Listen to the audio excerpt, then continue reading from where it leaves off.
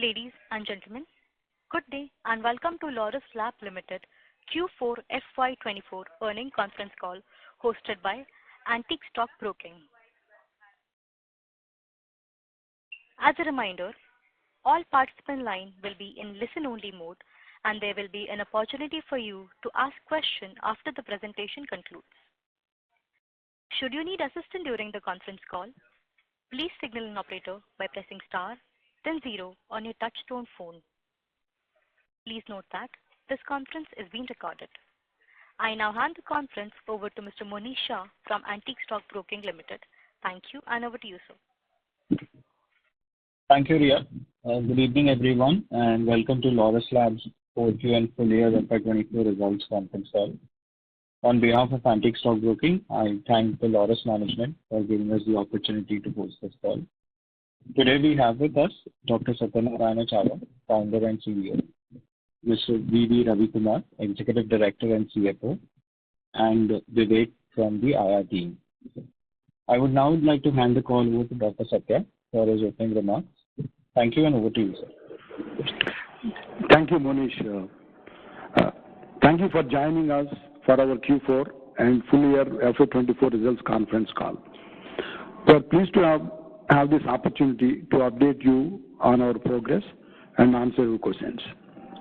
Our R&D-led commercial strategy made good progress, and I am pleased with the resilient performance backed by our robust integrated model. In 2024, we advanced on several pipeline projects across our offerings and augmented our broad technology and manufacturing platforms. Company's BD efforts also resulted in a multi-year CDMO contract with a leading crop science company, and over a decade of fruitful long-term collaboration with Karka fructified into formation of a joint venture.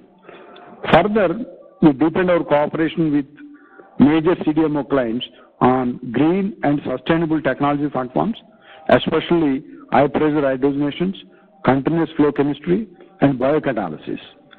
We are also currently engaged in delivering on multiple projects involving multi-step complex chemistry, large-scale biocatalysis with in-house enzymes manufacturing. Over the past 3 years, we made significant investments in our development and manufacturing capabilities to seed the next wave of impactful growth for Laurus Labs. Our ongoing innovative CGT investments continue to report significant updates for the period under review, especially the successful NextCar19 commercial launch in India to treat certain cancers. Further, second large GMP integrated CAR-T facility is under construction to service more patients and making treatment more affordable. With our collaboration on gene therapy with IIT Kanpur, company started GLP-GMP plant construction for the manufacture of viral vectors and gene therapy products. We target to operate phase 1 by the end of Q3 FY25. Moving to our financial results, our Q4 core results reflects continued resilience in financial health across our business divisions, despite no COVID treatment-related supplies and significant pricing pressure on the generic APIs. We delivered underlying growth of 9% in revenues to 5,041 crores, driven by strong performance in formulations, CDMO, onco APIs, and bio division. And also, this was achieved because of stabilizing ARV sales. Gross margins were maintained at 52% for the whole year, despite quarter-to-quarter variation. EBITDA margins negatively impacted, and we reported 16% EBITDA margins due to higher OPEX on growth projects and higher R&D spend. Our Q4 results improved sequentially, led by positive contribution from all business, backed by volume increase and healthy order book. To begin, I would like to share key updates on our various business segments.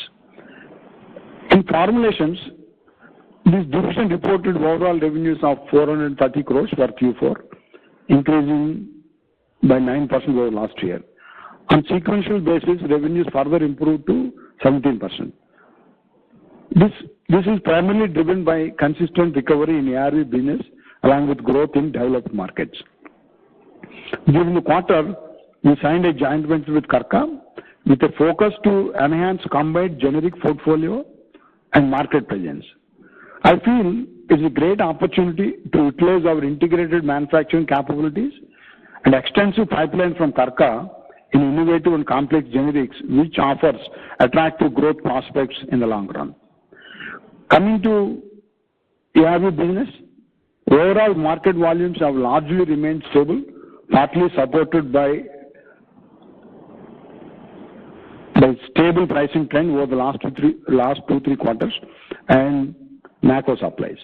We believe the impact in ARV franchise are broadly stabilized and expected to stay in this range.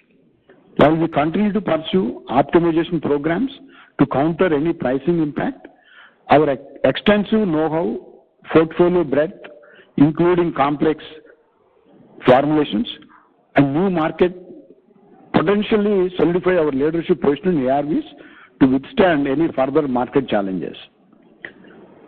Coming to the developed market, we continue to perform well across our broader portfolio despite higher competitive intensity. During the FY24, we filed 8 dossiers and a total of 9 approvals were received, including few tentative approvals. In US, we continue to get good market share on select products and also increasing volumes. Recent US approval flow through has been very good, and we launched 2 products in US during the Q4, and 2 more products launches is under preparation. These launches will support better asset utilization. Cumulatively, we have a total of 40 ANDAs filed so far. Of this, we have 18 final approvals and 14 tentative approvals. We continue to have diverse portfolio and pipeline across ARVs, cardiovascular, diabetes, CNS, and GI. On R&D front, the overall R&D spending to sales for FY24 was at 4.8%. Higher R&D spend is in line to enhance our pipeline, which includes spend towards additional initiatives in cell and gene therapy. Commercialization of our first modified release product was done during the last quarter of FY24. We continue to invest in portfolio with product-specific approach based on complexity and scale economies. In the generic APIs, revenues for the Q4 was very strong at 745 crores, supported from growth across franchises. For FY24, the overall growth was down by 2% for the entire year, mainly impacted from other APIs, offsetting positive growth in onco APIs. ARV APIs have retained its volume-led steady momentum and reported a revenue of 408 crores for the quarter. For FY24, the division has continued to internally support FDF requirements. Accordingly, the business reported flattish performance for the full year. The current order book for our API basket looks encouraging. We continue to maintain a leading market share in the first-line HIV treatment. Onco API business reported highest ever quarterly sales of 147 crores. For the year, reported strong growth of over 27%. During the year, we have completed validation of few oncology products at our Vizag site with increased batch sizes and increased capacity multifold for few products. We believe our portfolio breadth, new capacities, along with ongoing positive market dynamics, would continue to support additional volumes in this division. Other API segment, which includes cardiovascular, diabetes, and asthma, have recovered sequentially, led by CMO contract delivery, and reported a sale of 190 crores. FY24 revenues for other APIs have declined by 22% due to challenging price environment, mostly offsetting volume growth. While pricing headwind may continue even in FY25, we are committed to long-term growth with a clear focus on cost leadership in select high-value APIs. We are accelerating focusing on increased efficiency, sourcing cost improvements to mitigate inflation and price pressures.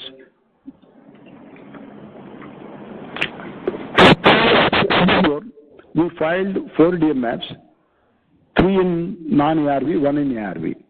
With this, we filed a total of 83 DMFs. In our CDMO business, we did achieve 922 crore sales. We saw substantially more RFPs in FY24 versus FY23 from several big pharma and leading biotechs. Increased RFPs for the late-stage projects will certainly provide a very good opportunity for the company. Besides, we are also increasing our BD efforts towards securing early-stage projects to widen the project pipeline, laying the foundation for long-term growth. We are working on over 70 active projects, ongoing commercial supplies for about 10 products, including APIs as well as several intermediates. Key CDMO growth projects across our R&D and commercial manufacturing facility is on track. Our crop science unit is under construction, and the animal health unit has started commercial validation supplies and scaling up well. These capacities are almost fully contracted with a big pharma partner. The new animal health site will have capabilities to handle steroids, hormones, and high-potent molecules, apart from other large volume products. Our focus continues to leveraging significant scientific overlaps and build diversified revenue streams from customers. In the bio division, full year reported stronger than expected growth of 164 crore sales, 28% over the previous year. This was despite transitionary very low Q4 sales because of order cyclicality. The strong growth was led by diversifying application of our CDMO services and rapid expansion in our customer base. We continue to grow our enzyme engineering and production for small molecule, clinical and commercial API projects, which will augment our pipeline using green chemistry for sustainable manufacturing. During the year, we operationalized downstream capacity and R2 capacity increased by 20%. The unit is likely to achieve peak revenues during FY25. We also made plans to create larger fermentation manufacturing capacity, both in Vizag and Mysore, respectively. Earlier, we mentioned only Mysore, but we also initiated construction of bio at Vizag because of opportunities we saw in the GMP pharmaceutical manufacturing. The facility will be ready by end of FY26. Let me share brief on our quality and ESG initiatives. In 2024, the company underwent more than 130 quality audits by multiple regulatory agencies and several customers. The company has successfully passed audit inspections without critical findings. We remain committed in advancing quality systems, meeting stringent requirements from clients as well as global regulatory standards. We are also making good progress on our ESG, EHS agenda for long-term success. Now, let me turn to our broad FY25 outlook. We are entering the year with solid foundation and remain committed to unlock sustainable and profitable growth by focusing on technology breadth and commercial excellence of the company. We are prioritizing efforts to improve our operating margin, particularly increasing asset utilization across our network and delivering on a few of our late-phase commercial NCE opportunities. We also expect pricing headwinds in the part of the API portfolio, but which we believe will offset from volume increases and continued cost improvement measures. At the same time, we have been investing in Laurus future and continue to create long-term value for all stakeholders. With that, I would like to hand it over to Ravi to share financial highlights. Thank you, Dr. Satya, and very warm welcome to everyone on our Quarter 4 and FY24 earnings call. Excluding large CDMO PO, we have a 9% growth in FY24. Total income of operations at 5,041 crore against 6,041 crores. in overall, actually, we declined 17%. During the quarter, we reported 1440 crore sale against 1381 crore. It increased 4% year-on-year and 21% quarter-on-quarter. The growth supported from all divisions. Gross margin for full year is around 52%. The main reason for the gross margin decline from quarter 3 to quarter 4 is the product mix. Our EBITDA FY24 was 16%, and for the quarter it was 18%. Our diluted EPS for FY24 ₹14.60. Is it correct? No, sorry.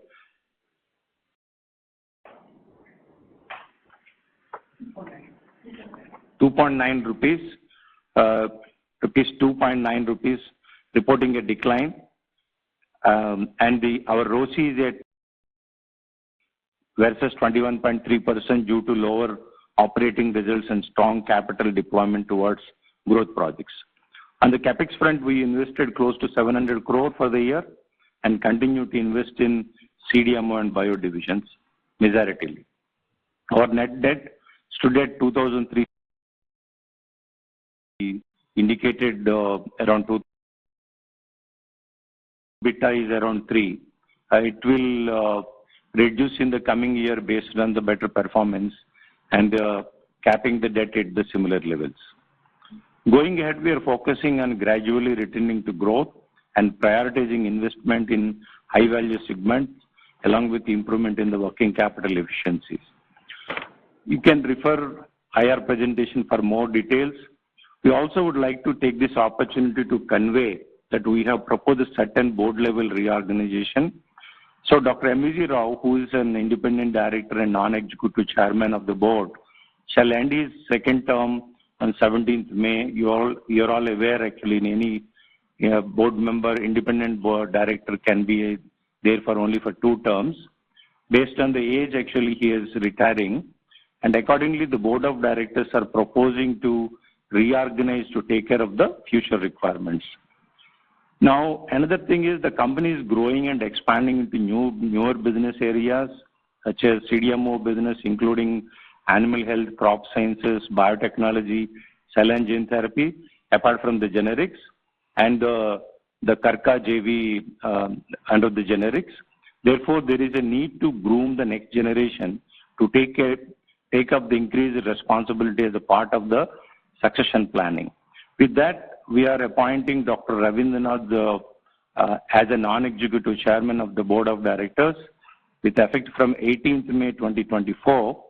But of course, Dr. Ravindranath is a board member and independent director since 2017.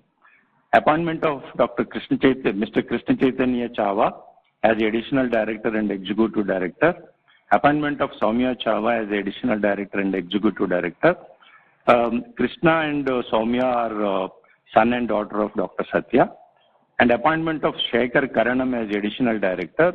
He's a retired banker and he worked in SBI as a DMD and a couple of other public sector banks as a managing director.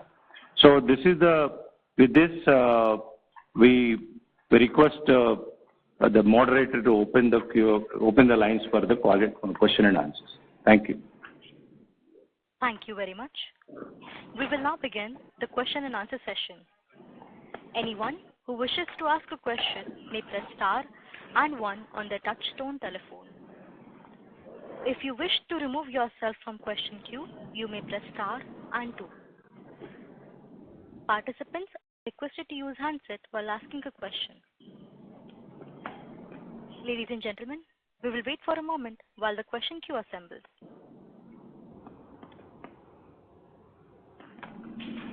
First question is from the line of Sejan Kapoor from an individual investor. Please go ahead. Yeah, hi. Thanks for taking my questions. Dr. Satya, do you believe that the whole can be greater than the sum of parts in the context of offering CDMO services in biocatalysis, enzymes, cell and gene therapy, and of course various chemistries across animal, crop, and human life sciences? That's my first question. Sajal, thanks for asking a very interesting question. The sum of the parts is greater than the whole, definitely. For some projects, we started biocatalysis using third-party supplied enzymes, whereas our big pharma partner decided to use our expertise in R&D and manufacturing of enzymes and provided the plasmids, and we made the enzymes and currently using that for the batches being executed. This integrated approach is definitely going to offer significant advantage when compared to non-integrated players who are not capable in making enzymes themselves. So has there been any difference in the level of engagement with the innovators today versus, let's say, 5 years back when we were only in the human chemistries, human pharma chemistries, that is? Has that level of interest or engagement shifted? Absolutely, the depth and breadth of engagement has gone up. They can talk to one vendor who can offer all these. That is one. And second, for them, there is no need to go to another CMO for a large-scale manufacturing. We can offer enzyme screening. We can offer, in fact, now most of the projects we're handling are very complex in nature, and it has at least one or more continuous flow chemistry techniques, and also at least one or more biocatalysis. In a 10-12 step complex chemistry, so these are becoming an integral part because the big pharma's commitments towards ESG also pushing them to adopt new technologies, cleaner and greener technologies, pushing them to go to continuous flow as well as the biocatalytic approaches. So we are becoming a very interesting partner to offer all these. Sure. And secondly, related to my first question, Dr. Satya, in the context of this Biosecure Act and the stated interest quite vocally from various innovators and government organizations across Europe and US that they want to move away from China, the dependency on China. The large 3-4 players in China have got a significant exposure in terms of CDMO services coming from US. In this context, given that we have the capability and the capacity, hello? Sajal, we can hear you. Yeah. So what I'm trying to understand is, if I look at the large 3-4-5 CDMO players in China, they have got significant exposure to US, and now we have got this Biosecure Act and this desire to move away from having overly dependent on China. We at Laurus have the capacity and the capability, right? So are we positioned to take advantage of this shift that is imminent, and it's already happening at various discussion levels? So can something materially change for India as a whole over the next 2-3 years? I mean, that's the expectation that we have. How do you see, I mean, from your vantage point? This is a very broad question, Sajal. So this shift in big pharma to diversify their vendor base has started. I think all Indian CDMO companies are at the beginning of that shift. So few companies will definitely be benefited from this, but it will take its own time. So they have to, if that partner is an existing customer, then onboarding is easier. If they have to onboard a new vendor, it will take its own time. But the benefit of the diversification has started showing results. It is also very clear we got more RFPs in the last 12 months for late-stage projects when compared to previous years. That is an indication that there is a diversification effort from Big Pharma, and it is clearly visible. Sure. And finally, the debt side, we have got 3x net debt to EBITDA today. Is it fair to assume that the debt has peaked, and when EBITDA starts mean reverting, we should be below 2x net debt to EBITDA, or is that the kind of aspiration that we have, bring our net debt to EBITDA to somewhere near 2? Yes, Ajal. Once the EBITDA improves, that is our aim. And if you look at even historically also, at this kind of a range, actually in the last 15 years, we have only for a few years. And we are expecting to come down in the coming year. And your line is not very clear, Sajal. Actually, I think you may be using a like speaker. No, I'm not on a speaker, Raviji. But anyway, I think I got my questions answered. Yeah. Thank you so much. Thank you. All the best. Thanks. Thank you. Next question is from the line of Jeevan Patwa from Shastara Capital. Please go ahead. Sir, two questions. So one is on the FDF side, formulation side. So we have launched one product in the US, and there are two more products we are going to launch in US. I remember some 2 years back we used to say that we want to be global leader in 15 products, right? So are these 3 products are in that list of 15 products we want to be the global leader? Jeevan, that's right. So these are the products which are genericized with significant volume and also still growing. The new approvals came as part of our long-term strategy for global markets, not just US. So a couple of products we are also planning to launch in Canada now, those products. Because all 3 products are pretty big products. So, yeah. But when you say that we want to be global leader, are you actually expecting to have like 20% plus kind of market share in this product over a period of time? We don't want to get into market share by disrupting market by only price.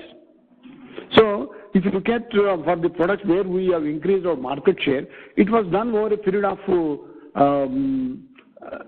to 18 months after approval. We don't want to get on the day one to significant market share. That means we are cutting our own legs. So we wait for the right opportunity to get market share. Perfect, sir. Perfect. And secondly, on the formulation, last quarter we said that we have actually got a client where we will be doing tertiary packaging of the formulation. So is that contract started or it hasn't yet started, or when it's going to start? Investing more in the packaging lines right now to cater to that contract. And it is not a one-time contract. It is a multi-product, multi-year contract. So we're investing in the packaging lines in the new formulation capacity building. Okay. So when can we expect it to start, sir? We started supplying finished packs from the existing packaging lines, and we are buying 2 more packaging lines, which will be qualified by September this year. Okay. Suppose that that contract will start fully. Yeah. Yes, sir. Okay. Perfect, sir. Perfect. And on the CDMO side, so last few years we have been adding multiple capabilities on the CDMO side, but we haven't yet heard about any new contracts that we have signed. So after that agrochemical contract, I think we haven't yet announced anything on that. Is there anything in the pipeline in the very advanced stage where we expect to have some long-term contracts? Currently, we don't have any agreements in negotiation for long-term contracts, but several projects are moving into later clinical phases. For example, currently we are validating two APIs, which will go into NDA soon. So the scale at which we are operating moved to offering APIs, not just intermediates. That is a significant step. If you look at in the previous, Sajjal was asking question on the diversification. See, most of these big pharma source APIs from elsewhere. So when they want to have new vendor, they want to have a vendor who can offer APIs, not just starting materials or intermediates. So that is the advantage we are in right now. So these batches, filing, approvals is a long-term process, but the prospects looks very interesting. Sure. And sir, on the bio side, so if I heard right, you said that we are starting work on Vizag and Mysore, both the sites. That what you said? Earlier we were working only on one side, Mysore side. You are absolutely right. As Ravi mentioned in his commentary, we have opportunities to produce pharmaceutical grade intermediates and products. Okay. That we want to do at Vizag. Fermentation API typically we are saying? Pardon? Is it fermentation API that we are talking? Intermediates and APIs, both. So why we augmented our strategy to non-pharma products at Laurus Bio and pharmaceutical related fermentation products in Laurus. That is the change what we change in strategy what we had in the recent past. So Mysuru will be mostly the food protein side and Vizag will be mostly toward pharma side. Sure, Jeevan. You're right. Okay. And in that, I have just read one project report which was submitted to the government on the food protein side, Laurus project report, which mentions about 10 different food proteins with total capacity of 1350 ton. So, is it like the long-term plan of the company of getting into 10 different food proteins of 1350 tons of capacity? Those are the pipeline products. So those are all contract manufacturing. You see, the Laurus Bio is always, except the cell culture ingredients, none of these food proteins are marketed to customers. This is B2B. Okay. Yeah. Because each of these protein is like very high value protein. Yes. 50 tons is a pretty large capacity. When it is a food, 50 tons is not a big, it is a small. Sure. Perfect, sir. Thanks a lot. Thank you. Thank you. Next question is from the line of Krishna from Enam Holdings. Please go ahead.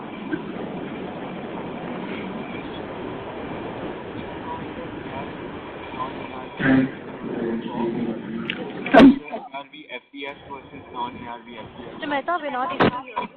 Could you please use your handset? Yeah, I'm using my handset. I wanted to check for the ARV versus non-ARV. Your voice is not clear. Can you please speak louder? Yeah, can you hear me? Somewhat better. Yeah, I wanted to get the mix for ARV versus non-ARV for Q4 and ARV FDF versus non-ARV FDF for Q4. In the API, in the Q4, out of our 745 crores, 417 crores came, 408 crores came from ARVs and 337 crores came from non-ARVs. So you are also seeing that gradual increase in the share of non-ARV APIs and also gradual share increase in the ARV formulations as well. And what would be the number for the entire ARV share for Q4? I'm going to give a question. I was asking what will be the entire number for the total ARV share for Q4, including FDF and ARV? 709 crore. That's about 50% of our sales came from ARV in the Q4. Okay, thank you so much. APIs and formulations put together. Thank you.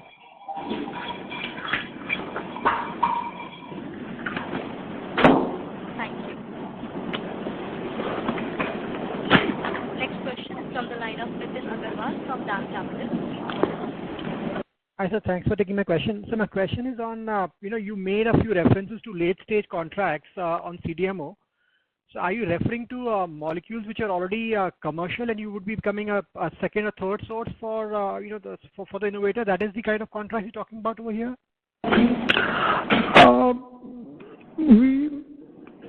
What I mentioned, 2 products under validation, those are yet to be launched. They are filing NDAs soon. Okay. And sir, but besides that, are you also pursuing opportunities where the molecules are already commercialized and the innovator is looking for a second supply source? For some intermediates, yes, but those are at the very early stages of progress, I would say. I put it that way. So if I were to then probably just summarize some of the things that you've just said, if you can give us some timelines for when would the meaningful impact of the animal health business contract will start to be visible, when does the crop protection contract becomes to start visible? We can't give you more specific details, but we expect these products and the RFPs what we are receiving will add a lot of value for all the stakeholders. Okay, thank you. Thank you. Next question is from the line of Vinod from Laurus Capital. Hello? Hello, can you hear me? Yes, sir. Okay, great. Mr. Ravi, first a couple of housekeeping questions. What sort of tax rate do you expect for next year and thereafter? We are now above the corporate tax rate. How do you see this panning out? I think we shifted to the new regime for the Laurus Labs. So we expect to be around the 25% plus will be the tax rate. But our subsidiaries we haven't adopted we haven't migrated to the new regime. So maybe we expect in the similar range what we have this year. Okay. And what's the CapEx plan for next year? Sorry? CapEx. CapEx I think will be in the similar range of the current year. And where would that go to? That goes to the bio and the CDMO. Okay. The receivable levels as a percent of sales seem to be pretty high this year compared to earlier years. Why is it that, and is it going to remain like that? Sorry, we are not clear to your question. Can you just repeat, Bino? The consolidated receivables number, debtor days, okay, seems to be higher this year. Is it why is it, and is it going to stay like that? No, because of the quarter revenue is higher, the receivables also higher by end of the financial year. But it is based on the quarter revenue, the receivable number will change. So. Understood. Okay. And finally, could you just help me understand the thought process behind this investment in ImmunoAct? I mean, specifically, what kind of financial analysis did you do? What kind of opportunity that product has, and what sort of ROI are you looking from it? I think few years back when we have that strategy of investing up to 10% of our profits into disruptive technologies, either in-house or external. When we are explaining this strategy, one of the big fund actually they have connected this ImmunoAct team. Then we had a lot of discussions around the world and with a few experts and few oncologists on this treatment, and we found it's very interesting. And that's how we made a first investment of 40 crore. Is it a high-risk investment made few years back when it has not even completed a phase 1 clinical trial? So once the phase 1 clinical trial completed, and then before completing the phase 2 clinical trial, we got an opportunity to invest further. But of course, the valuation has been much higher than the first investment because the phase 2, it is about to complete the phase 2 approval. So now they got the phase 2 approval, and then they already launched in the market. They already serviced almost now today, including the clinical trials, they have completed the 100 patients treated. We're very happy that we could able to contribute with our money. This treatment has come to India. So, and then recently you must have noticed in IIT Mumbai, President of India has dedicated this product to the Indian people. So there's very interesting things going on. They are setting up a large manufacturing facility in the Navi Mumbai. They got a land parcel and they're building on their own. I think it's an interesting things happening there. And then they're also tying up with some other countries, and that's also encouraging. And they're also trying to get in another treatment. They're also they have to conduct a trial. So it looks interesting today, but we don't have any plans to further increase our stake, and they don't require any money more. So, Vinod, if you look at the kind of investments what we are doing, for the investments what we made in ImmunoAct, so far we are only recognizing our share of losses in our balance sheet, and also invested almost 120 crores. So, but the opportunity is very big, and like that we are also investing in R&D as well as in the manufacturing assets at IIT Kanpur. These initiatives are putting very, very interesting for long term, but short term these are very painful investments because we are investing in capex, opex, and all these are going through the balance sheet. But one has to realize that your company is putting money in the right places for long term and sustainable growth. Okay, understood. Thank you. Thank you. Next question is from the line of Bharat from Bosch. Please go ahead. Hello. Hi, sir. We have increased our API capacity by more than 50% recently. But if you see this other API segment, last year we have done around 800 crores, and this year we have done around 600 crores. So it's around a decline of around 25%. How do you see this, like capacity going up 50% and revenue declining by 25%? The capacity going up is the reactor volume, and most of the reactor volume what we increased is utilizing for the manufacture of clinical phase programs for big pharma. So the capacity increase is not primarily meant for generic APIs.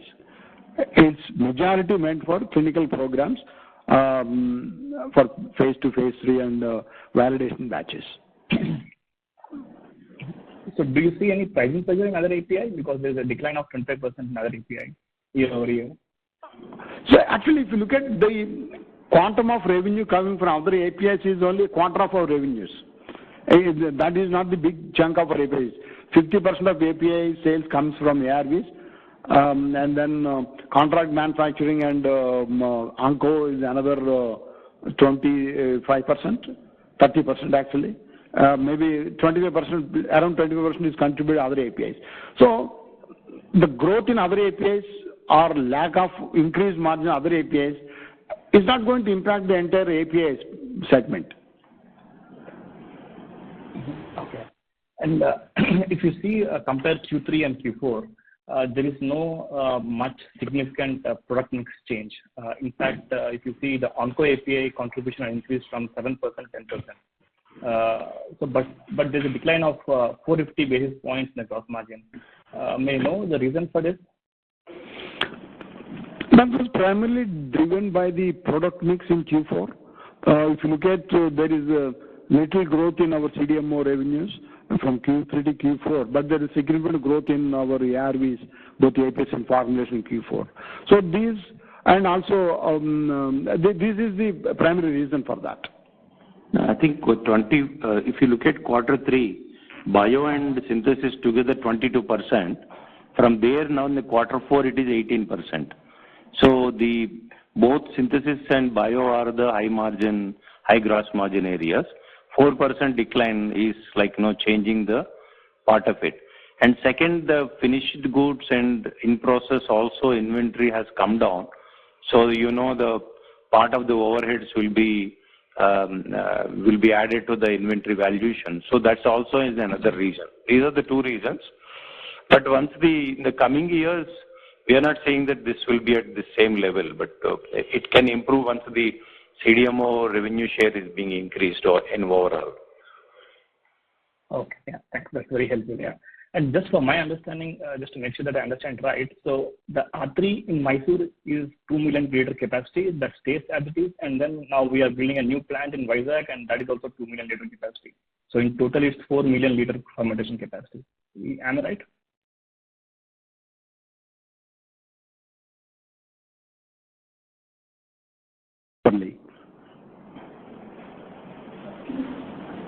Can you repeat your question? So in Mysore, the R3 plant in Mysore is 2 million liter capacity, right? And the new plant which we are going to build in Vizag is also 2 million liter capacity, right? So it's total 4 million liter capacity. Actually, the fermentation plant we are planning at Vizag will be currently is 500,000 liters only.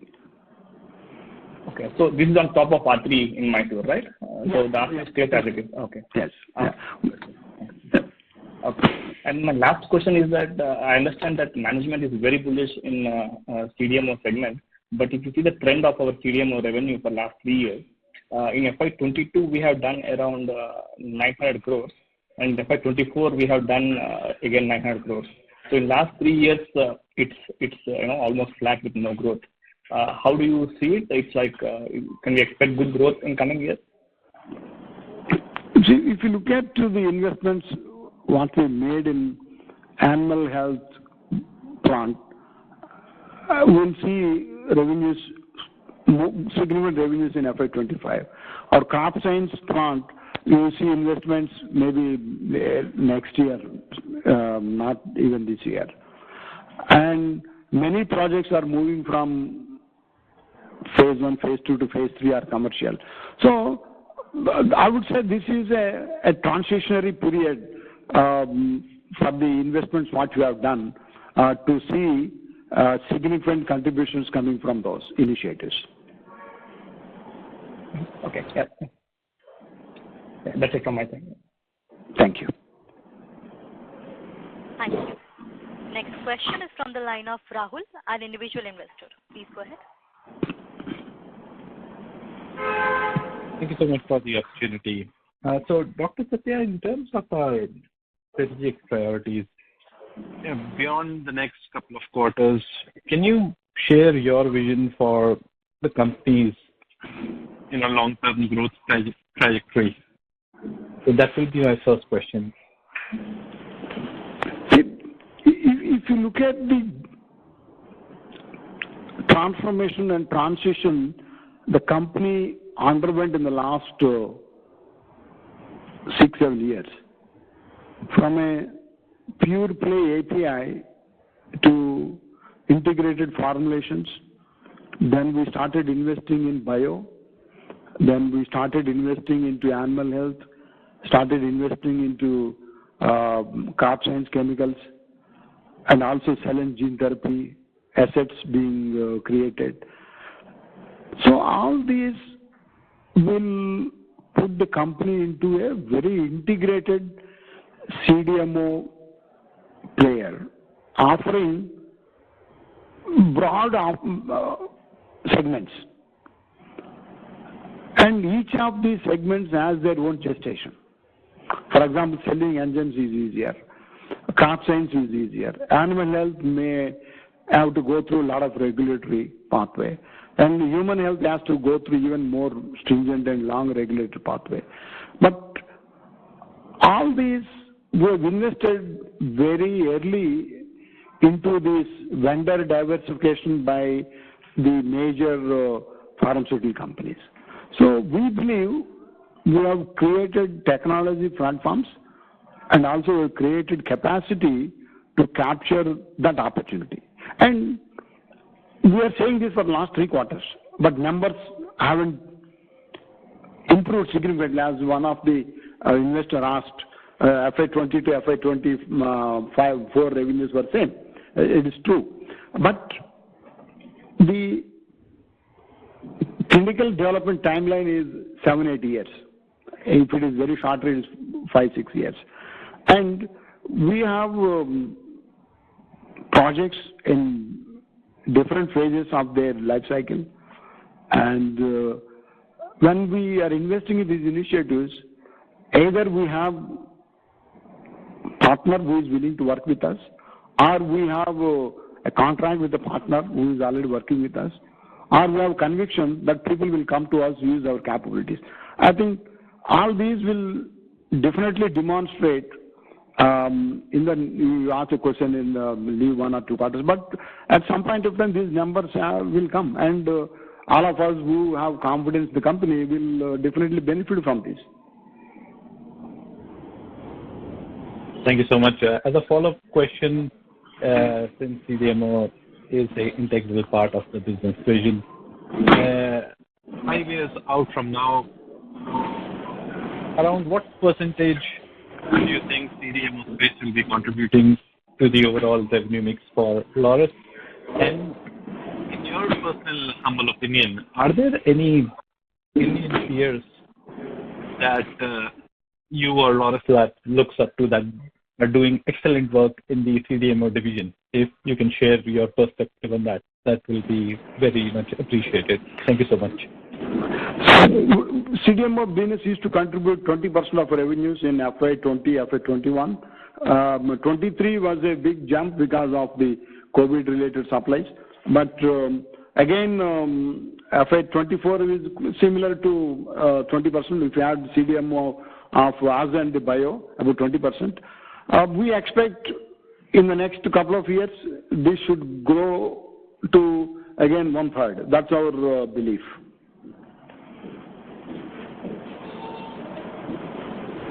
Thank you so much. And any Indian pharma peers that you think are doing great work in the CDMO space that, as a company, we can pick up best practices from or you look up to? I think I don't want to comment on your question. No worries. I understand. Thank you so much, Dr. Satya. Thank you.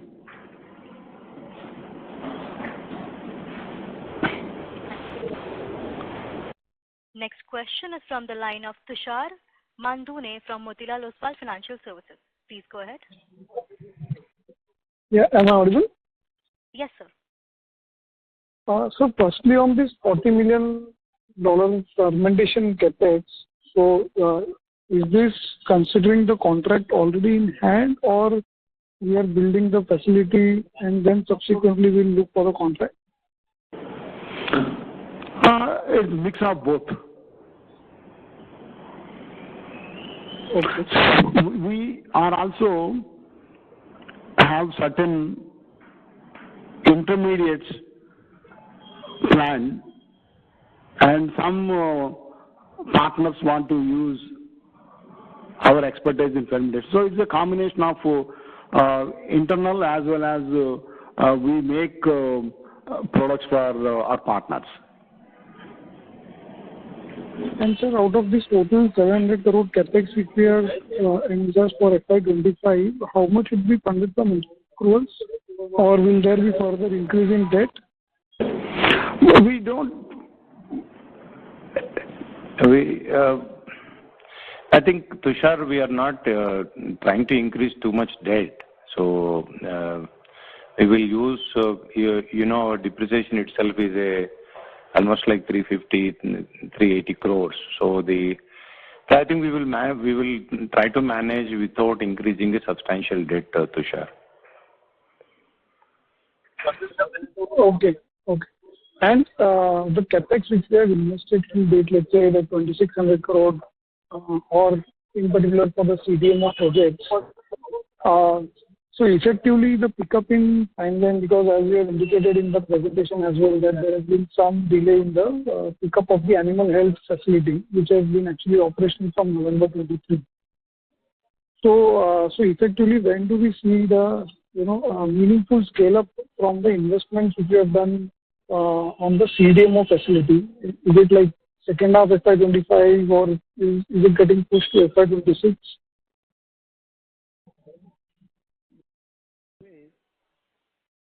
We will deliver.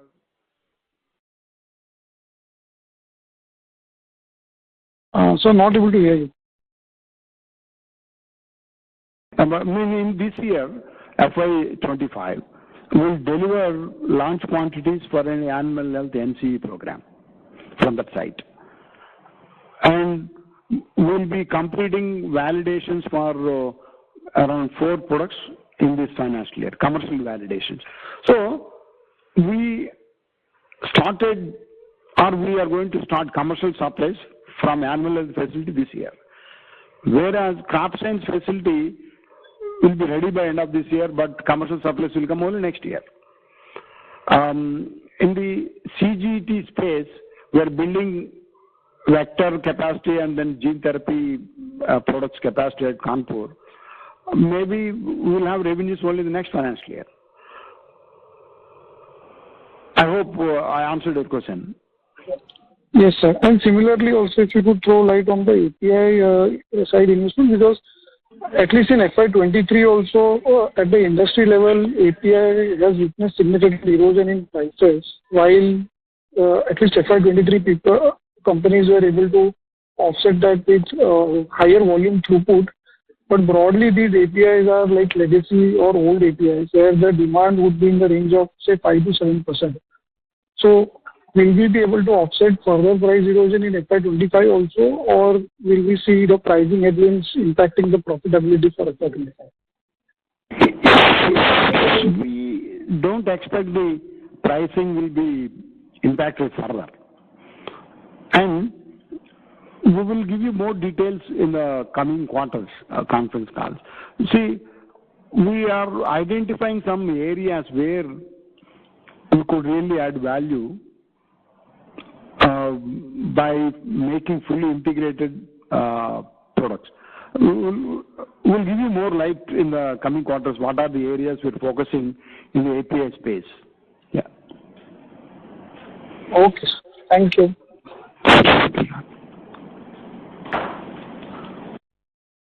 Thank you. Next question is from the line of Madhav from Fidelity. Please go ahead.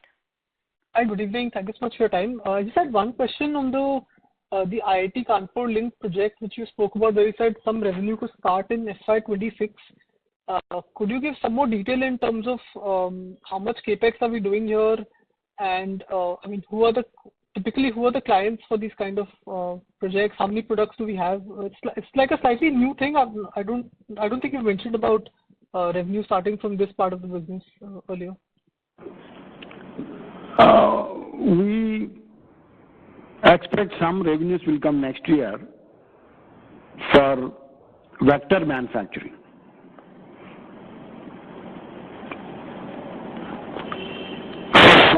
In that capex and apex in the next 3 years could be potentially closer to 300 crores. Next 3 years, capex and apex put together. Okay. So 300 crores is the capex of the next 3 years for vector manufacturing. Capex and apex. I'm not saying only capex. It's both. Oh, total. Okay. Yes. So when you say OPEX, it means like R&D spends for, I mean, that's where the area of spend is only? R&D spend will be in the range of 5% only. Yeah, still. For the company as a whole, right?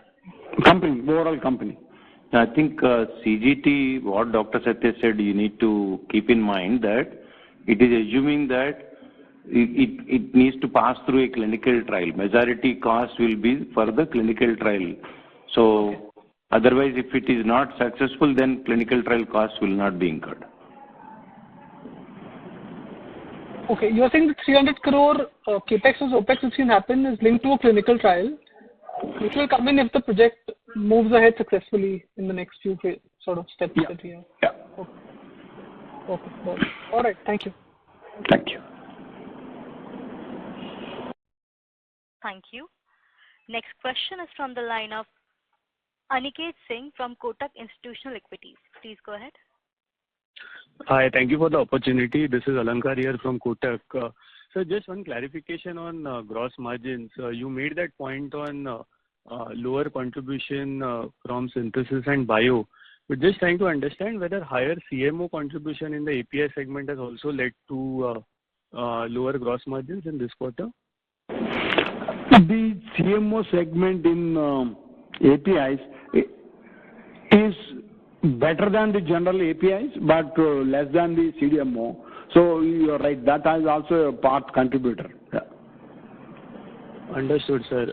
So then, essentially from an overall EBITDA margin standpoint, would it be fair to say that our EBITDA margins can improve meaningfully and go beyond 20% once again, only once this synthesis and bio contribution increases fairly significantly? And of course, I mean, we need to adjust for the slightly higher CMO contribution in this quarter, but more from a directional standpoint, to go beyond 20%, we need CDMO synthesis plus bio to increase meaningfully. Right. Yeah. Understood. And maybe one final question, sir. Regarding your discussions with CDMO clients, are these more with existing clients, or has the engagement with potential new clients increased significantly over the past year or so?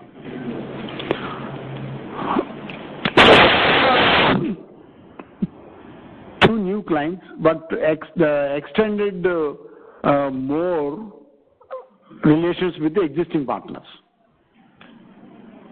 Sorry, I missed the first bit, sir. You mentioned... we have added two new clients and extended, in the sense increased our product basket with the existing clients.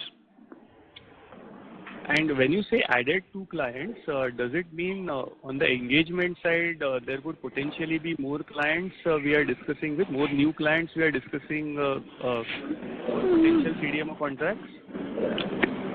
At the early stage, at the very early stage. Yeah. Nothing meaningful will come in the 12 months from the new clients. So by the time we sign CDA, 6 months will be over. Fair enough, sir. That's helpful. Thank you and all the best. Thank you. Thank you. Next question is from the line of Forum Parekh from Sharekhan. Please go ahead. Hello.